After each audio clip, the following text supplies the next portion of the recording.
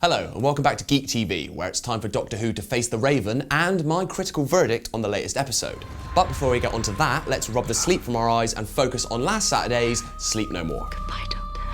So, Mark Gatiss' episode of Eye Booger Horror was certainly divisive. I think it's possibly the most divisive episode of Doctor Who I've ever witnessed, as the man himself put it on Twitter, thanks for all your lovely/vile comments on my amazing/appalling episode, thrilled to have saved/destroyed the show. I was quite lukewarm on the episode, but it seems you guys either loved it or you hated it. So some very strong opinions on YouTube. The Whovian said, wow, this was horrible. I really hated this story. Confusing and convoluted plot, poor found footage usage, and probably the dumbest monsters we've ever had in the show. Monty Headstrom agreed. Bad episode. Real bad. There's a clever idea buried in there, but the episode utterly fails to deliver. But Luke Sol, he came out in defense of the episode and said, I absolutely have no idea why people hate this. I loved it. And he praised the episode's final genius twist. Well, we wouldn't be Doctor Who fans if we all agreed on something, but please do keep your comments coming in. I want to know what you guys think of Doctor Who. Now, you can't leave comments on Digital Spy right now.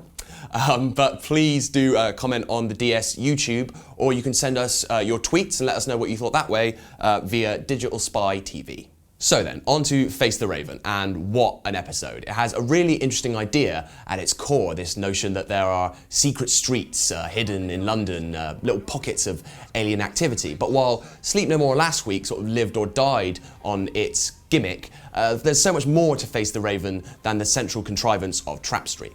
This is an episode that's packed full of new, fresh and original science fiction ideas. So not just the misdirection circuits that are hiding Trap Street, but also the Janus aliens with two faces that can see into the past or the future, and also the terrifying quantum shade. But Sarah Dollard, a writer new to Doctor Who, never allows herself to be overwhelmed by this abundance of ideas. Her script is neatly structured, it's energetic, it's pacey, and it's brought to life by some top-notch performances. I'll be honest, I've never really been sold on Ashildr up till now, but Maisie Williams really delivers here, really exhibits a more sort of subdued menace, while Joivan Wade is also on terrific form as a more mature Rigsy. As for Peter Capaldi and Jenna Coleman, well, what to say? If you're not moved by the end of Face the Raven, then you must be a Cyberman. Because yes, this is apparently the end of Clara Oswald's journeys aboard the TARDIS. Now, I know some fans have had a problem with Clara as a character. They said she's too perfect, she's too much like the Doctor. But actually, that arc reaches a perfect conclusion here, because she tries to be the Doctor, she plays at being the Doctor, but gets it badly wrong. But while she might fail to be the Doctor, in her dying moments, what Clara does is remind the Doctor who he really is, and that ultimately is a man who cares.